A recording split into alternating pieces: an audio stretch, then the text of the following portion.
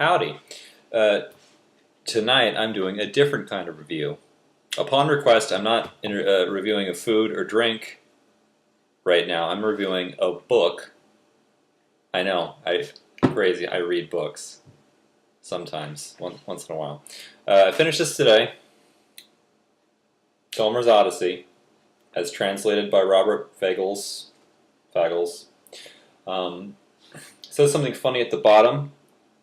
I don't think you can make it out, but it says one of the 10 best books of 1996. Homer's Odyssey.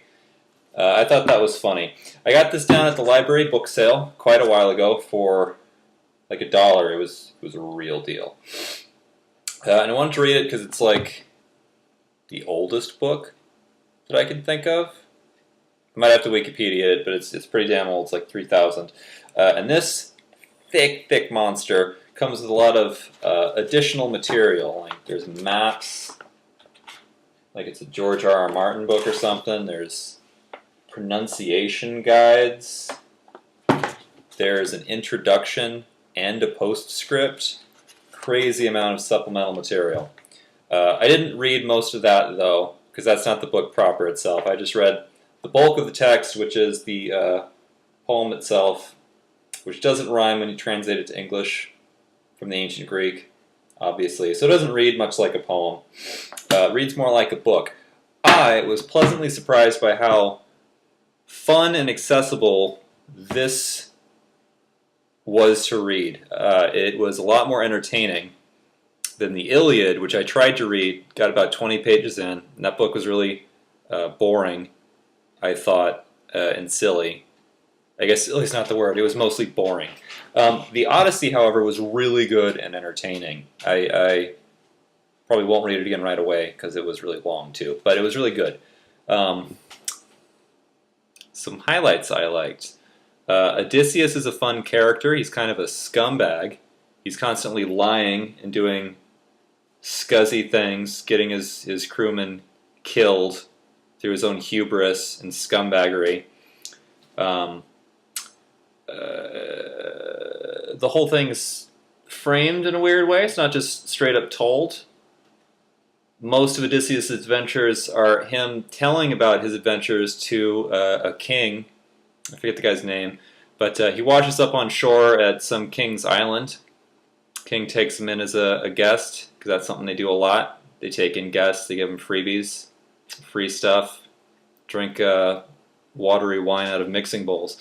But anyway, all the fun stuff Odysseus does, not all of it, most of it, is a story he tells to a king whose house he's staying at, which is interesting to me because he also lies his ass off all the time. Odysseus does, constantly.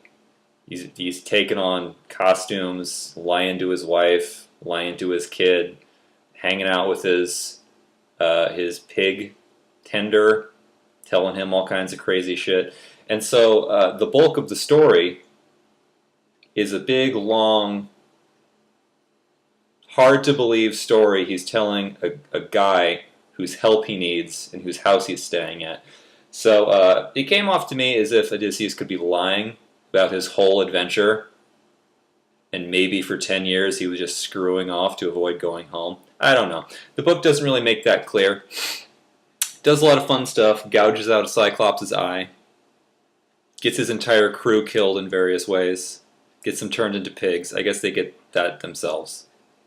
And the way it's presented, it kind of makes it seem like the crew got themselves killed, but that is exactly the kind of shit Odysseus would want you to believe.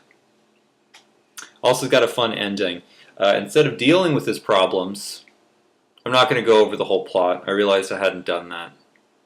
Odysseus tries to go home from the Trojan War after like 10 years of being at the Trojan War. And on his way back home, he pisses off Poseidon by stabbing Poseidon's Cyclops kid in the eyeball. And then giving away his secret identity. It's not secret.